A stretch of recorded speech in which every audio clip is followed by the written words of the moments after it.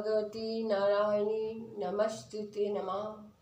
हे माता प्रसन्न रहिए, प्रसिद्धा सदा कृपा और दया करिए। तो सबको जय माता की।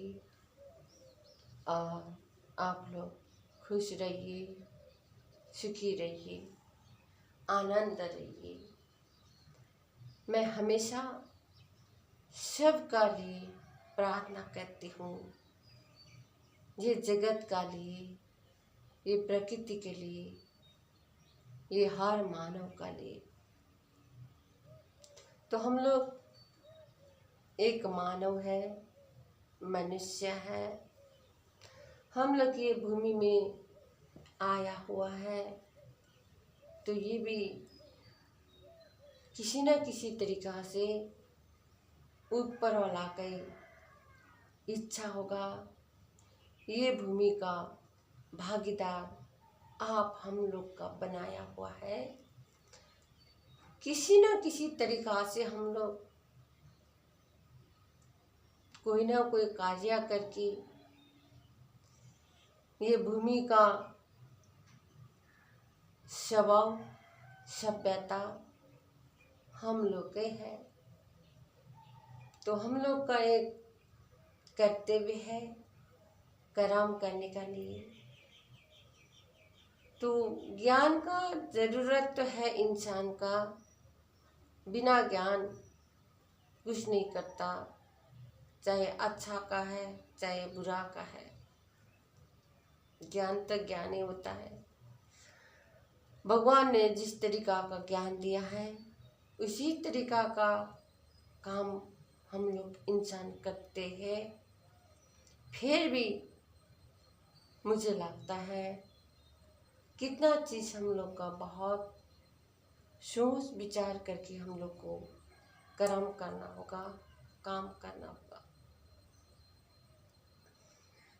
ये माता तो कैसा है, एक ही बात का दोहराती है, ये भी बोल सकते हैं। लेकिन देखो हम लोग का पास बहुत समय कम होता है, अल्प समय होता है। पहली का जो हमारा पुरखा था 100, 110, 20, 50, 25 तक हम लोग ने सुना हुआ है। तो हो सकता है इससे ज़्यादा भी 80, 90, 70 तो अवश्य होता था। अभी ऐसा हो गया, छोटा छोटा बच्चे इतना दुर्बल होता, बोलता हाथ दर्द करता, पैर दर्द करता, थक जाता। ऐसा बहुत तरीका का जो अभी का बच्चे, अभी हम लोग मनुष्य में दिखता है। क्योंकि हम लोग बहुत तरीका से हमारा जो खान पान, अभी का जो कुदरती हवा जो नहीं है, आर्टिफिशियल जो हम लोग का एसी में बैठ रहे हैं, जिस तरीका का पंखा में जो होता है ना, ये बहुत तरीका का आर्टिफिशियल चीज़ में हम लोग रहते हैं। तो मजबूर भी हो गया, रहना पड़ता है। तो इसी कारण हम लोग का शरीर बहुत दुर्बल हो गया।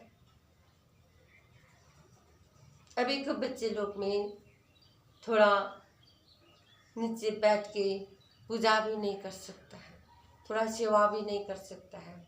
अभी के बच्चे लोग में बहुत दुर्बल हो गए। तो पहले का जो पुरखा है उन लोग से हम लोग भी काफ़ी दुर्बल है। तो हमारा पास इतना जो समय भी नहीं होता है।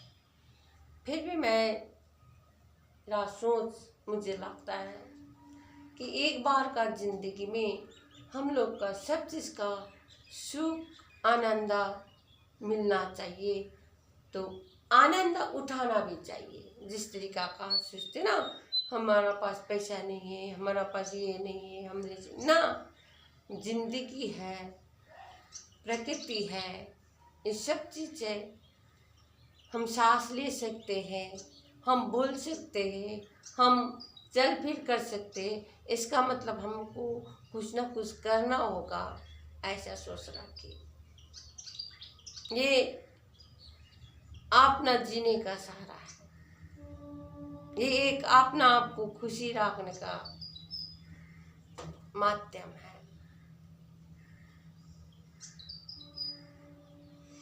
तो भक्ति भाव हम लोग करते हैं। भक्ति भाव एक ज्ञान प्राप्त करने का साथ साथ हमारा मन को शांत न रखने के लिए, हमारा सोच शांत न रखने के लिए।